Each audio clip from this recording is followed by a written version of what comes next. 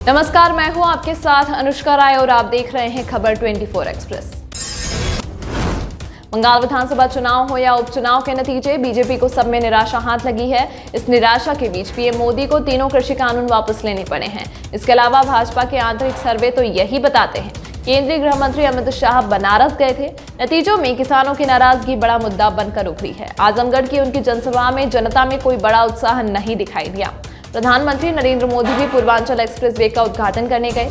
जनता की भागीदारी को लेकर नतीजे अच्छे नहीं आए।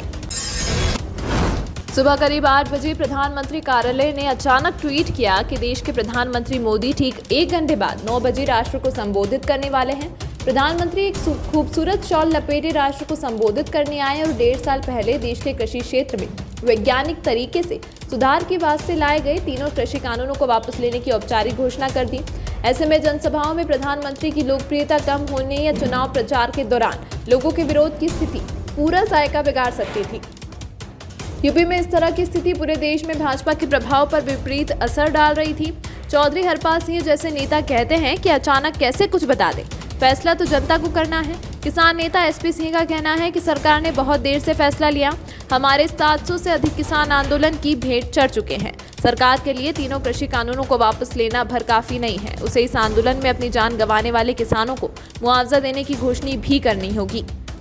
प्रधानमंत्री की इस घोषणा के बाद 3 किसान नेताओं को इसकी सूचना दी गई। इनमें एक चौधरी हरपाल सिंह भी थे। तीनों नेताओं की नींद की खुमारी अभी खत्म भी नहीं हुई थी कि इतनी चौंकाने वाली खबर सामने आ गई।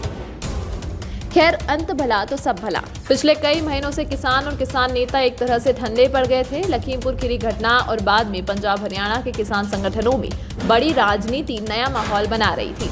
दिल्ली के पास यूपी, हरियाणा, पंजाब से आने वाले हाईवे लगे किसानों के टेंट और तंबू की रौनक भी बिल्कुल फीकी चल रही थी। लेकिन सरकार ने अचानक यह निर्णय ले लिया।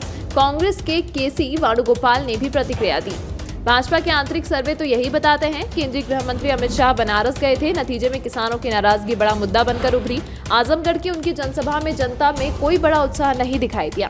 प्रधानमंत्री नरेंद्र मोदी भी पूर्वांचल एक्सप्रेसवे का उद्घाटन करने गए। भाजपा ने यूपी चुनाव में समाजवादी पार्टी की रथ यात्रा और प्रियंका गांधी की कोशिश को देखते हुए रथ यात्रा निकालने का निर्णय लिया है।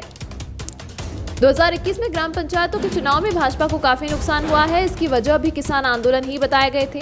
पश्चिमी उत्तर प्रदेश के किसान वैसे भी केंद्र सरकार से नाराज हैं और राष्ट्रीय लोकदल को बड़ी संजीवनी देते दिखाई दे रहे हैं। यह खबर आपको कैसी लगी, अपनी राय जरूर दें। इस खबर से संबंधित यदि कोई शिकायत है या सुझाव है तो जरूर बताएं। अगर आप YouTube पर हमारी खबरें देख रहे हैं तो खबरों को लाइक करना, शेयर करना व चैनल को सब्सक्राइब करना ना भूलें। अगर किसी के साथ कोई भी घटना घट रही है जिससे आप परेशान हैं या पीड़ित हैं तो आप तुरंत हमारे WhatsApp नंबर पर जानकारी दे सकते हैं। धन्यवाद।